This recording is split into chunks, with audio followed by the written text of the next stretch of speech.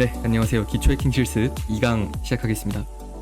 네, 우리가 지난주에 그 전체적인 강의 개요와 이 해킹이 무엇인가에 대해서 다루었다면, 오늘은 우리 첫 번째 공부할 분야인 리버스 엔지니어링에 대해서 간단히 개요를 좀 설명하려고 합니다. 이 리버스 엔지니어링이란 무엇인가, 어디에 유용한가, 또 리버스 엔지니어링에 사용되는 용어들, 방법들, 이런 것에 대해서 간단히 훑고 넘어갈 것이기 때문에 2주차 강의인 이번 영상까지는 여러분이 조금 편하게 듣고 그냥 그렇구나 하고 넘어가시면 될 것 같습니다. 네, 리버스 엔지니어링은 우리말로는 역공학이라고 하고요.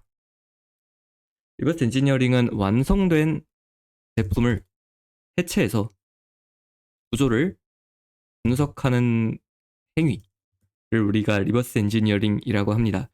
또 엔지니어링이 무언가를 만드는 거라면 리버스 엔지니어링은 그렇게 만들어진 것을 우리가 거꾸로 해체를 해서 우리가 소위 이제 분해는 조립의 역순이다, 조립은 분해의 역순이다, 이런 이야기를 많이 하잖아요.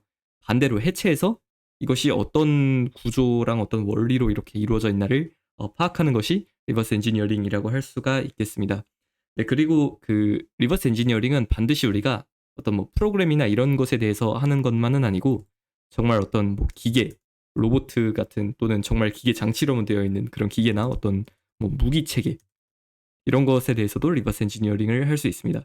하지만 이제 우리가 이번 기초 해킹 실습에서 다룰 리버스 엔지니어링은 소프트웨어 리버스 엔지니어링, 즉 만들어진 소프트웨어를 해체해서 구조를 분석하고 이 소프트웨어가 어떤 원리로 이렇게 동작하는지를 알아내는 소프트웨어 리버스 엔지니어링에 한정하고 있다는 점을 좀 인지를 해주시기 바랍니다. 네, 앞으로 제가 리버스 엔지니어링 줄여서 리버싱이라고도 하는데 리버싱이다라고 하면 이 소프트웨어 리버스 엔지니어링을 이야기하는 거라고 여러분이 이해를 하시면 되겠습니다. 많은 분들이 이 해킹의 기본을 리버싱이다 라고 말씀을 하십니다.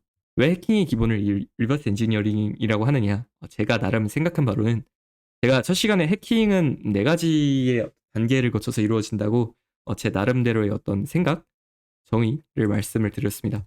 첫 번째로는 컴퓨터 시스템을 분석해서, 두 번째로는 내부 원리를 파악하고, 세 번째로는 의도하지 않은 방식으로 동작하게 해서, 네 번째로는 특정한 목표를 달성하는 것입니다. 우리가 흔히 해킹을 생각하면 이 3번이나 4번 단계를 떠올리기 쉽습니다.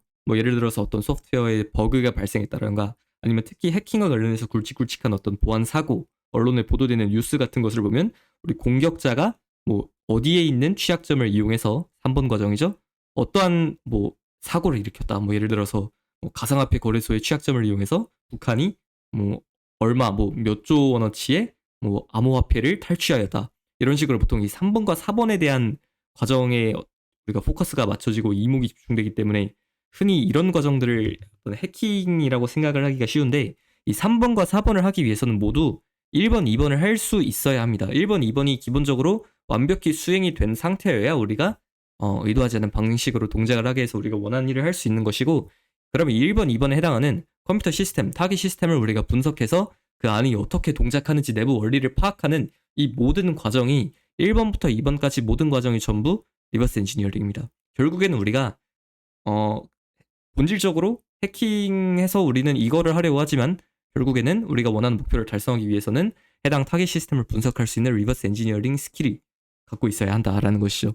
그래서 여러분은 어떤 다른 해킹의 어떤 분야들을 공부하기 이전에 리버스 엔지니어링을 기초적인 수준을 아주 잘 공부해 놓는 것이 좋다라고 말씀을 드리겠습니다.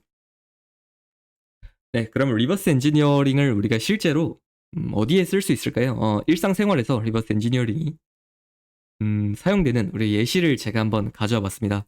먼저 이 좋은 사례하고 나쁜 사례가 있을 것 같은데, 좋은 사례를 먼저 보여드릴게요. 네, 이 영상 같은 경우에는 우리가 스위치, 닌텐도 스위치라는 게임 콘솔로 젤다의 전설 그 야생의 숨결이라는 게임을 플레이를 하고 있는 영상입니다. 네, 저도 거의 이번 여름방학 때 하루에 한 3시간, 4시간 이상 이 게임을 많이 해가지고 되게 잘 알고 있는 게임인데, 이 보면 그래픽이 이 콘솔 수준에서는 아주 괜찮은 그래픽이라고 할 수 있지만 실제로 PC 게임이나 그런 것으로 비교를 해봤을 때는 조금 상대적으로 빈약한 그런 모습을 보여주고 있죠. 애초에 이거는 콘솔 게임이기 때문에 이 닌텐도 스위치라는 기기 위에서 동작하는 것을 상정하고 개발된 소프트웨어이기 때문에 뭐 이러한 제한사항이 있다고 볼 수가 있는데, 이번에는 이 영상을 한번 보시겠습니다. 네, 아까랑 분명히 똑같은 젤다의 전설 게임인데 그래픽이 많이 다르죠. 일단은 화질이 거의 한 4배 이상 개선이 된 것이 확인이 되고 있고요. 그 다음에 이런 광원의 효과라던가 어떤 그런 입자에 대한 효과들이 이전 게임에서는 볼 수 없었던 그런 그래픽적인 향상도 우리가 찾아볼 수 있습니다. 특히 이 영상의 제목을 보게 되면 뭐 8K 화질로 젤다의 전설 야생의 숨결을 돌렸다. 그리고 더 재밌는 것이 뭐 레이트레이싱을 탑재했다 이러면서 RTX 4090으로 돌아가는 것 같이 제목을 써놨어요. 그런데 RTX 4090은 뭡니까 이거는? 우리가 PC에 삽입되는 그래픽 카드잖아요. 근데 그러면 이 얘기는 이 젤다의 전설 게임을 PC에서 구동을 시켰다는 건데, 분명히 이 젤다의 전설 게임은 스위치상에서 구동되는 것을 상정한 그런 게임이었거든요. 스위치는 애초에 우리가 일반적으로 사용하는 PC와 아키텍처, 즉 CPU의 종류가 다릅니다. 뭐 쉽게 말해 CPU의 아예 결이 달라요. 그런데 어떻게 우리가 이 스위치상에서만 돌아가게끔 만들어진 이 게임을 PC에서 실행을 할 수 있게끔 옮기고 거기에다 더해서 이 그래픽적인 향상까지 이끌어냈나? 이것은 바로 리버스 엔지니어링을 했기 때문에 가능하다라고 말씀을 드리겠습니다. 리버스 엔지니어들이 이 스위치의 어떤 기계적인 기작이나 또는 펌웨어 같은 것을 우리가 리버스 엔지니어링을 열심히 해서 이 스위치에서는 소프트웨어를 어떤 식으로 동작시키는구나라고 이것을 전부 이해를 한 다음에 그것을 PC상에서도 똑같이 재현할 수 있도록 에뮬레이터라는 프로그램을 구현했습니다. 에뮬레이터는 뭔가 어떤 다른 컴퓨터 시스템의 동작을 똑같이 따라한다. 가상의 어떤 그런 기계를 우리가 상정해서 그 위에서 소프트웨어를 돌릴 수 있도록 똑같이 따라하는 소프트웨어를 우리가 에뮬레이터라고 흔히 부릅니다. 네, 이렇게 닌텐도 스위치에 대한 에뮬레이터를 PC에서 돌아갈 수 있도록 만들고 나니까 그 위에 이 PC 게이밍 환경에서 발전한 어떤 기술적인 그래픽적인 향상을 그대로 적용해가지고 원래 스위치에서 절대로 할 수 없는 그런 비약적인 결과를 얻어낸 것이라고 할 수가 있겠습니다. 네, 이런 식으로 리버스 엔지니어링은 우리가 뭐 호환성이 좀 제한되거나 또는 어떤 이 뭔가를 소프트웨어를 실행할 수 없는 그런 환경에서도 리버스 엔지니어링을 열심히 해서 우리가 프로그램을 뭐 다른 환경에서도 돌아가게 만든다거나 또는 이런 식으로 더욱 뭐 좋은 화질 또는 더욱 기능 개선, 기능을 추가하거나 이런 데 매우 유용하게 사용될 수 있습니다.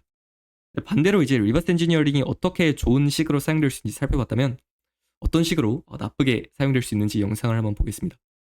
네, 이 영상 같은 경우에는 이 카트라이더 드리프트라고 하는 카트라이더의 명맥을 이은 레이싱 게임이 이게 제 기억으로는 아마 출시되기 며칠 전인가 이 조재윤 디렉터라고 하는 이 운영자분이 공개적으로 테스트를 하고 있는 상황이었던 걸로 기억을 합니다. 영상을 한번 보시죠.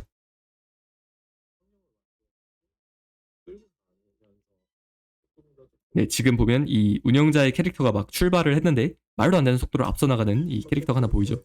영상을 계속 보다 보면 이런 식으로 뭐 캐릭터가 이 아이스 얼음 동굴 트랙에서 막 날아다니거나 말도 안 되는 그런 추월을 하거나 뭐 주행을 고의적으로 방해하는 그런 모습을 볼 수 있습니다. 여기도 지금 보면 또 이 말도 안 되는 속도로 계속 부스터도 없는데 운영자보다 한 발짝씩 앞서 나가고 있죠.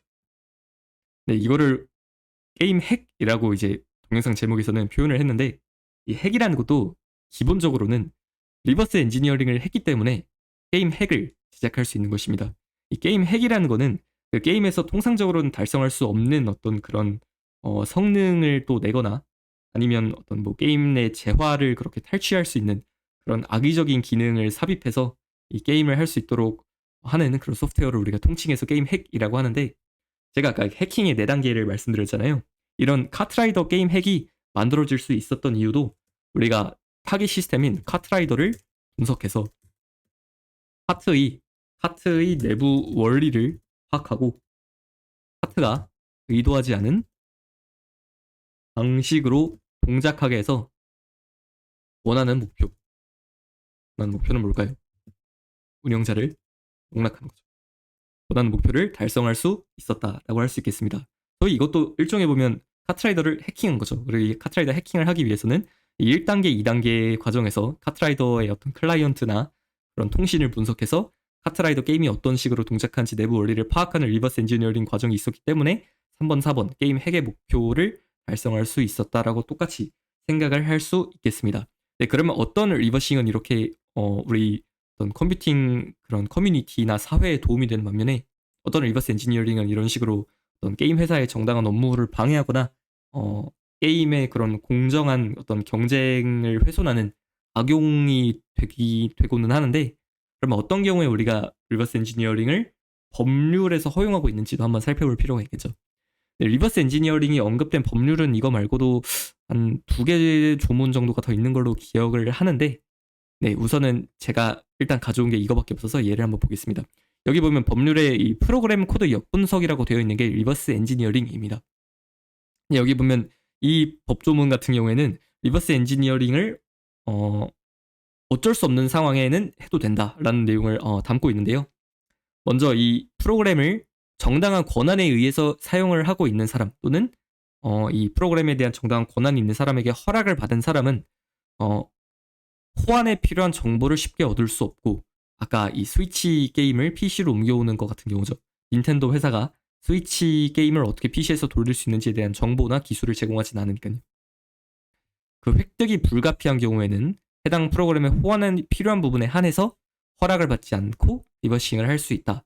네, 여기서 우리가 한번 눈여겨볼 부분은 이런 식으로 우리가 이분이 지금 젤다를 에뮬레이터 상으로 돌리고 있는 것을 확인을 할 수가 있는데, 여기 최소한 이게 우리나라 법률의 근거에서 보면 프로그램을 이용하는 자, 그러니까 권한에 의해서 프로그램을 이용하는 자나 허락을 받은 자만 호환을 시키기 어려운 상황일 때 리버싱을 할 수 있다고 되어 있기 때문에, 이 분의 리버싱이 합법이기 위해서 이분은 젤다의 전설 야생의 숨결 게임 팩을 정상적인 경로를 통해서 구입하신 경우여야만 이게 합법 리버싱이다라고 할 수가 있을 것 같습니다.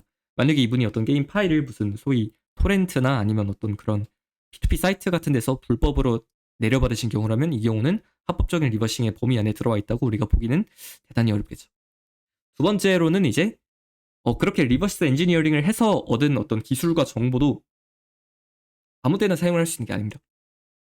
첫 번째로는 다른 목적으로 사용하거나 뭐 제3자에게 제공을 하는 경우, 소위 그러니까 이분이 어떤 여기서 이렇게 돌아가는 PC 환경에서 젤다를 할 수 있는 리버스 엔지니어링 기술을 확보를 해서 이것을 돈을 받고 다른 사람에게 판매한다거나 그러면 위법이 되겠죠, 당연히. 또는 이제 뭐 대상이 되는 프로그램과 표현이 실질적으로 유사한 프로그램을 개발, 제작, 판매하거나 뭐 이런 내용이 있습니다. 그러니까 우리가 리버싱을 해서 얻은 그 기술은 그 프로그램이 어떻게 돌아가는지에 대한 어떤 원천 기술은 당연히 그 프로그램을 개발한 어떤 회사나 개발자에게 있기 때문에 그것을 그대로 우리가 차용해서 다른 프로그램을 개발하는 것은 당연히 이 저작권을 침해하는 행위가 된다는 아주 상식적인 내용의 법조문이었습니다. 그래서 우리가 리버스 엔지니어링을 할 때 모든 리버싱을 하는 것이 합법은 아니다. 여러분이 이제 허락을 받지 않은 그런 상황에서 이 프로그램을, 그러니까 허락을 받지 않거나 또는 정상적인 경로로 획득한 것이 아니라 뭐 예를 들어서 돈을 주고 사서 써야 되는 프로그램을 어딘가에서 불법으로 받아온 다음에 그걸 리버싱하거나 이런 경우는 법률에 저촉된다라고 우리가 유념을 해주시면 좋겠습니다. 네, 그러면 본격적으로 리버싱을 앞으로 공부를 해볼 건데 그 전에 바이너리라는 단어에 대한 의미를 먼저 알아보겠습니다. 리버싱을 하다 보면 이 바이너리라는 단어가 상당히 많이 나옵니다.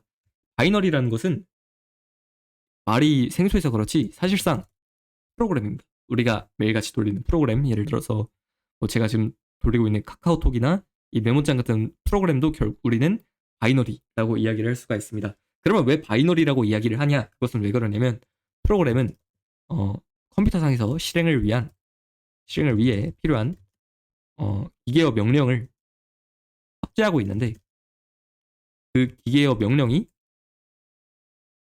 숫자로 되어 있기 때문입니다. 자, 그리고 컴퓨터 시스템상에서 숫자는 기계적으로 어떻게 표현이 되죠? 0과 1로 이진수로 표현이 됩니다. 그렇기 때문에 이 0과 1로 이루어진 어떤 데이터가 곧 프로그램이다 라는 어떤 넓은 의미에서 프로그램을 바이너리라고 우리가 이름을 붙인다고 생각을 할 수가 있겠습니다. 네, 그래서 앞으로 뭐 제가 여러분께 뭐 이 바이너리를 받아서 또는 이 바이너리를 실행해서라는 그런 이야기를 하게 된다면 이 프로그램을 받아서 실행하라는 얘기구나라고 이해를 하시면 될 것 같습니다. 그럼 이 프로그램은 우리가 프로그램을 작성하기 전에 원래 설계도가 되는 것은 뭔가요? 소스코드죠. 소스코드가 어떤 과정을 거쳐서 이 바이너리로 만들어지느냐도 한번 알아보겠습니다. 소스 코드를 이 바이너리 프로그램으로 만드는 과정을 우리는 빌드한다 또는 컴파일한다 라고 이야기를 합니다. 근데 이 컴파일한다는 사실 이 모든 과정에서 컴파일은 사실 일부에 해당하지만 그것이 이제 전체 과정을 좀 지배적으로 통칭하는 그런 이름이 된 케이스고요. 실제로는 소스 코드가 있으면 C 언어 소스 코드를 우리가 컴파일하는 빌드하는 소스 코드를 빌드하는 과정을 한번 생각을 해보겠습니다. 먼저 전처리 과정이 있습니다. 전처리 과정은 어떤 과정이냐면 예를 들어서 우리가 소스 코드를 작성할 때 include 이런 코드를 여러분이 작성을 해보신 적이 있을 것 같습니다. 또는 예를 들어서 이제 define 해가지고 뭐라고 할까 파이는 3.14 이런 식의 코드를 작성을 해보신 경험이 있을 텐데 이렇게 소스 코드의 이 전처리기를 사용해서 명시가 되어 있는 부분을 소스 코드에 모두 풀어서 포함시키는 그런 부분을 전처리라고 합니다.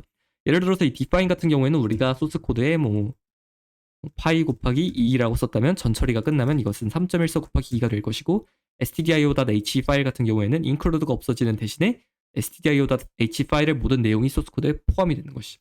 이것이 전처리입니다. 두 번째로는 이제 전처리가 끝난 다음에는 컴파일 과정이 있습니다. 컴파일 과정은 여러분의 이 C 언어로 작성된 소스 코드를 기계가 실행하는 어떤 기계어를 표현한 어셈블리어 코드로 바꾸는 과정이다라고 생각을 하면 되겠습니다.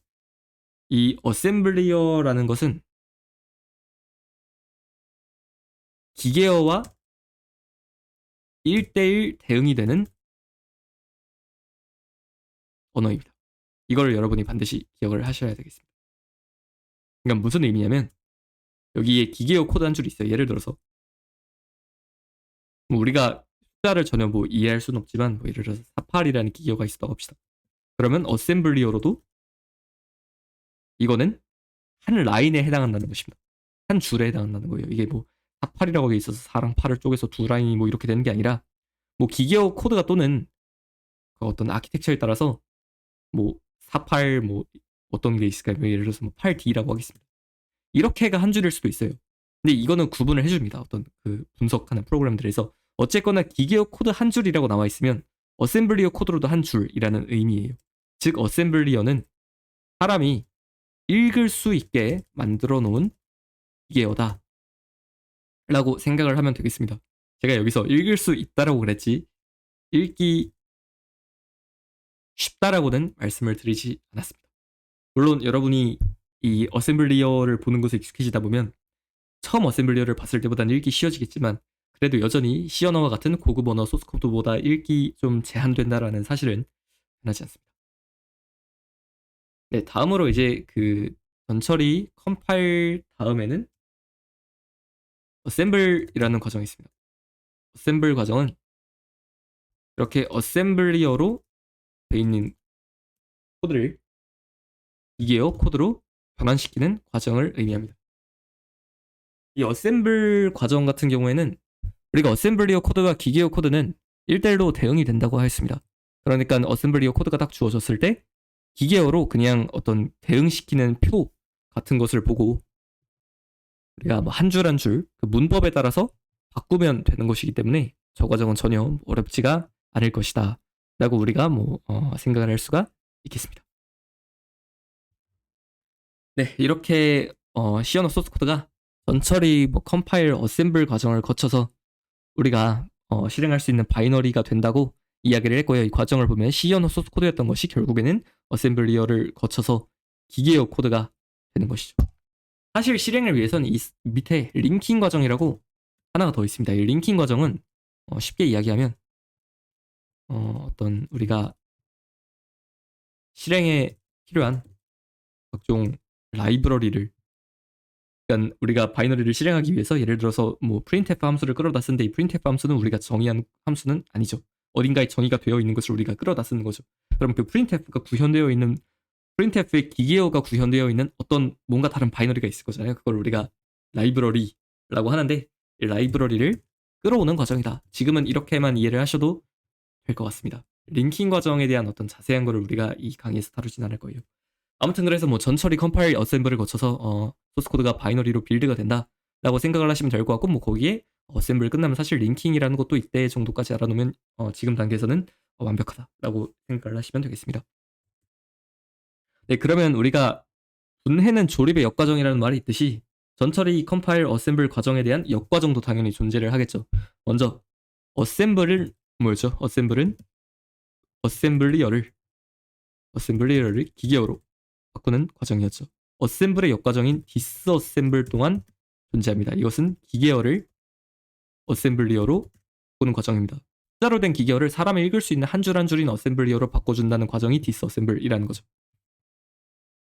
네, 뭐 영어로는 이렇게 쓰고요. 자, 이 디스어셈블 과정은 어셈블 과정이랑 동일하게 기계어와 어셈블리어는 모두 1대1 대응이 이루어지고 있는 관계로 전혀 어렵지가 않습니다. 정말 분해의 조립은 역순이라는 말처럼 어셈블을 한 그 우리가 표가 있잖아요. 그 테이블을 보고 이 기계어는 이 어셈블리어 의미구나라고 우리가 하나하나 매칭을 하면서 그냥 디스어셈블을 해주면 되는데, 물론 실제로 우리가 디스어셈블을 함에 있어서 제한사항이 존재하긴 합니다. 예를 들어서 이런 경우가 있을 수는 있어요. 어떤 경우냐면 바이너리를 우리가 쫙 보는데 이게 기계어 코드에 해당하는 건지 데이터에 해당하는 건지 조금 난감할 때가 있습니다. 그럴 때는 이거를 내가 디스어셈블을 해야 되냐 말아야 되냐 뭐 이런 좀 결정을 해야 되는 상황이 있을 수 있어요. 또는 그렇게 디스어셈블러가 이걸 착오해가지고 코드를 어셈블리어로 바꿔 기계어 코드를 어셈블리어로 바꿔 주어야 하는데 이게 데이터인 줄 알고 못 바꿨네 이럴 수는 있습니다. 그런데 어디까지나 이제 제가 앞으로 이야기할 과정에 비해서 디스어셈블은 상당히 단순하다. 웬만하면 그냥 그 1대1 대응 관계에 의해서 변환이 된다라는 의미였고요. 컴파일은 이제 이 어셈블의 전 과정이 컴파일이었는데 컴파일은 전처리 과정이 끝난 것도 어쨌거나 C 코드니까 소스 코드라고 할게요. 소스 코드를 어셈블리어로.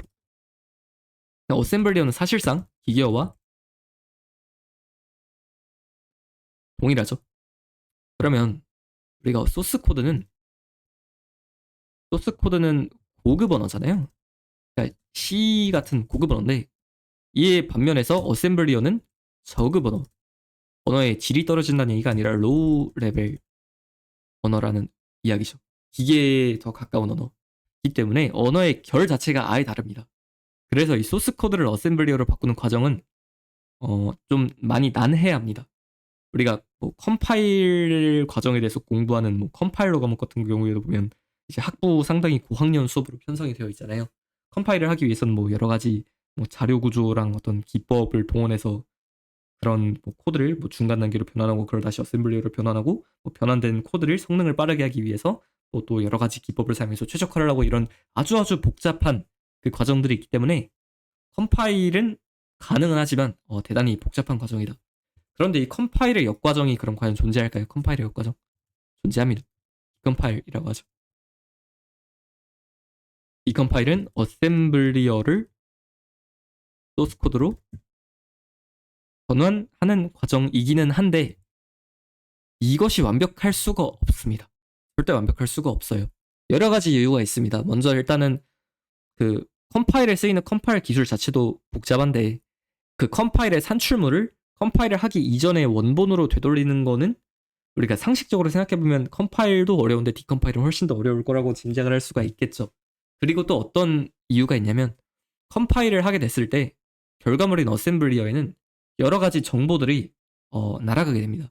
정확히는 실행할 때 꼭 없어도 되는 정보들이 날아가요. 예를 들어서 변수 이름, 컴퓨터 기계 입장에서는 알 바 아니죠. 없어집니다. 함수 이름 몰라도 실행할 수 있어요. 없어집니다. 이런 식으로 날아간단 말이에요. 또는 이런 경우도 있을 수가 있어요. 뭐 우리가 소위 흔히 뭐 컴퓨터과 컴과 계거 중에 하나로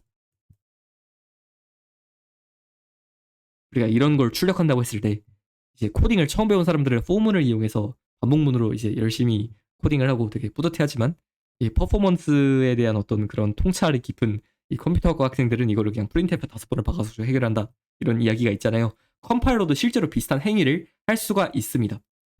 우리가 컴파일러가 소스 코드를 쓱 보고 이 반복문 횟수가 너무 적은데 그냥 쫙 펴서 그러니까 예를 들어서 뭐 3번 반복한다고 하면 포문을 쓸 게 아니라 똑같은 코드를 3번 컨트롤 C, BBB 하는 게 낫겠는데 라고 판단을 하면 루프를 풀어버릴 수가 있어요. 이게 실제로 최적화 기법이 존재를 합니다.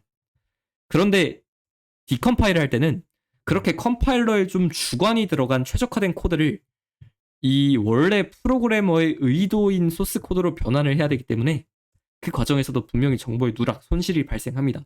그래서 디컴파일을 한 어떤 결과 소스 코드를 보면 반드시 완벽한 코드가 아니고 그거를 우리가 잘 이해하려고 노력하고 대체 이 코드를 원래 개발자는 무슨 생각으로, 무슨 의도로 이렇게 작성을 했을까라고 끊임없이 상상과 추론을 해야만 추론을 하면서 우리가 조금씩 그 코드를 바꿔나가고 개선해 나가야 좀 유의미한 결과를 얻을 수가 있습니다.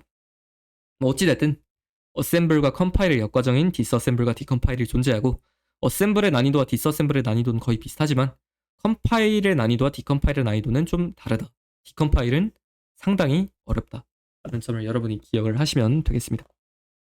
네, 오늘 다룰 주제 마지막입니다. 그러면 우리가 실제로 이렇게 바이너리가 주어졌을 때 우리가 대부분의 해야 되는 리버스 엔지니어링 상황은 바이너리만 주어진 상황이에요.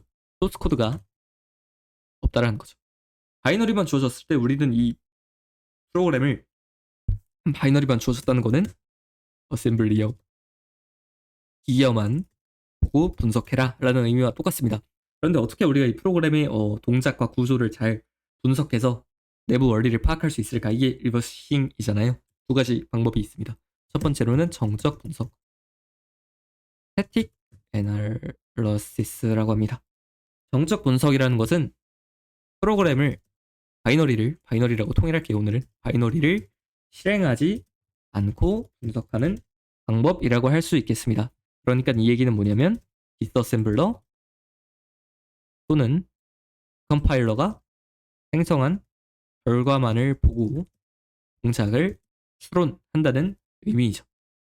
정적 분석을 하게 되는 경우에는 우리가 프로그램에 대한 정적 분석을 쓱 돌리면 뭐 이 프로그램이 어떤 함수들을 사용을 하고 있고 뭐 여기에 어떤 데이터들이 보관이 되어 있고 이런 것을 좀 개괄적으로 보기가 용이합니다. 그렇기 때문에 정적 분석은 전체 구조 파악이 쉽고 그 다음에 분석 환경의 제약을 극복할 수 있습니다. 이게 무슨 뜻이냐면 예를 들어서 우리가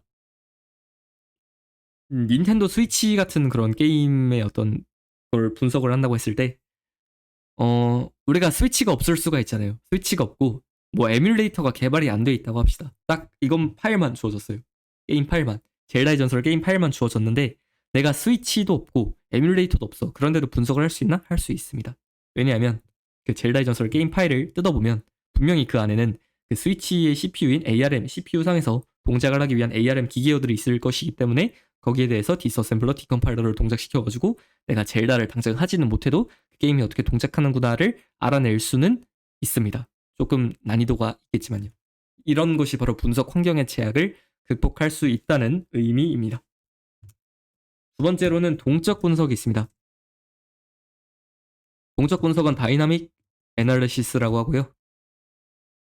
동적 분석은 정적 분석의 모든 면이 반대입니다. 바이너리를 실행하면서 분석하는 방법입니다.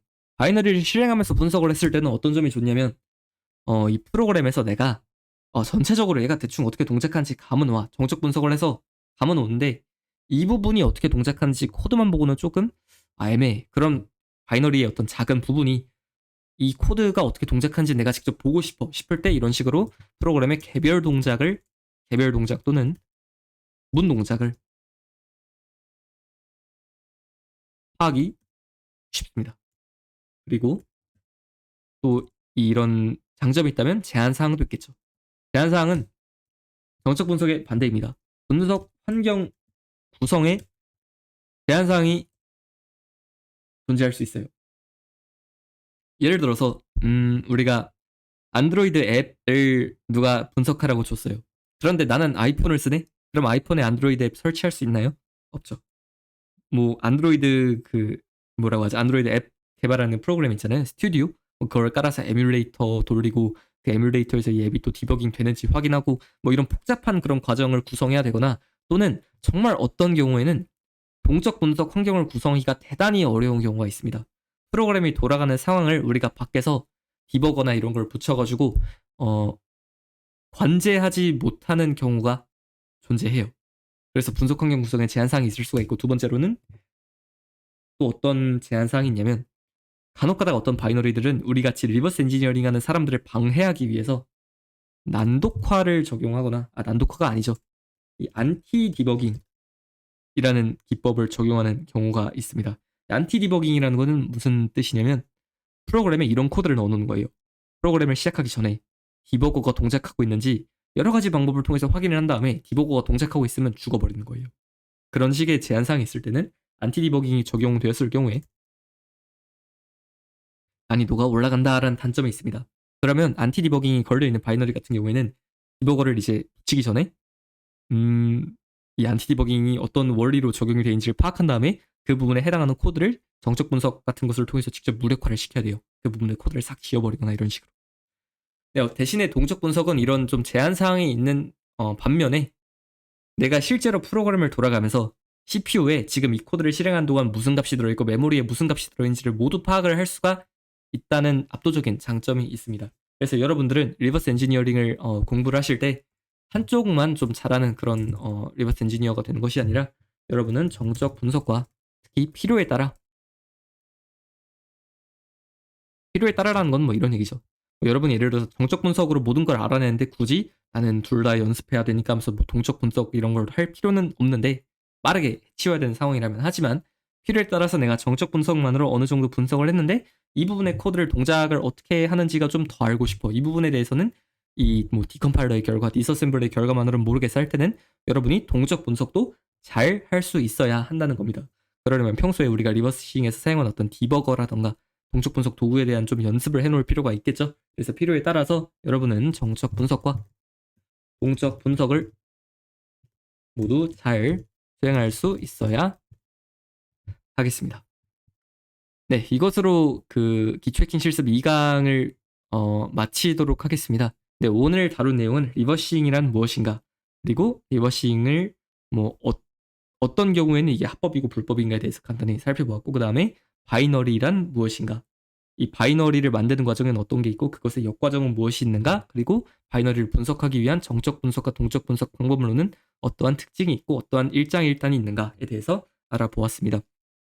근데 오늘 다룬 내용이 우리가 실제로 바이너리를 열어보거나 제가 정적 분석을 어떻게 하는지 동적 분석을 어떻게 하는지 알려드리지 않은 상태로 이런 게 있다라고 어떤 용어 개념만 계속 설명을 했기 때문에 들으면서 조금 뜬구름 잡는 소리처럼 들릴 수가 충분히 있습니다. 그런데 우리가 실제로 정적 분석, 동적 분석을 하기 위해서는 우리가 오늘 다룬 이 어셈블리어라던가 그런 CPU상에서 이런 기계어 코드가 어떤 원리로 실행되는지를 좀 이해할 필요가 있어요. 다른 말로는 기본적인 컴퓨터 구조를 좀 이해를 할 필요가 있다는 이야기죠. 그래서 우리가 3강에서부터는 이런 어셈블리 기계어에 대한 이해, 즉 정적 분석과 동적 분석을 하기 위한 최소한의 컴퓨터 구조 이론을 좀 학습을 한 다음에 실제로 실습을 하면서 오늘 다루었던 내용, 정적 분석의 어떤 장점과 단점이 무엇이 있고 동적 분석에는 어떤 뭐 일장일단이 있는지를 여러분이 직접 하면서 느끼게 될 겁니다. 그렇기 때문에 우리가 실습을 하면서 오늘 다룬 내용에 대해서 조금 더 여러분이 가슴에 좀 와닿을 수 있었으면 좋겠고요. 오늘 2강은 여기서 마무리를 하겠습니다. 여러분 모두 고생 많으셨습니다. 감사합니다.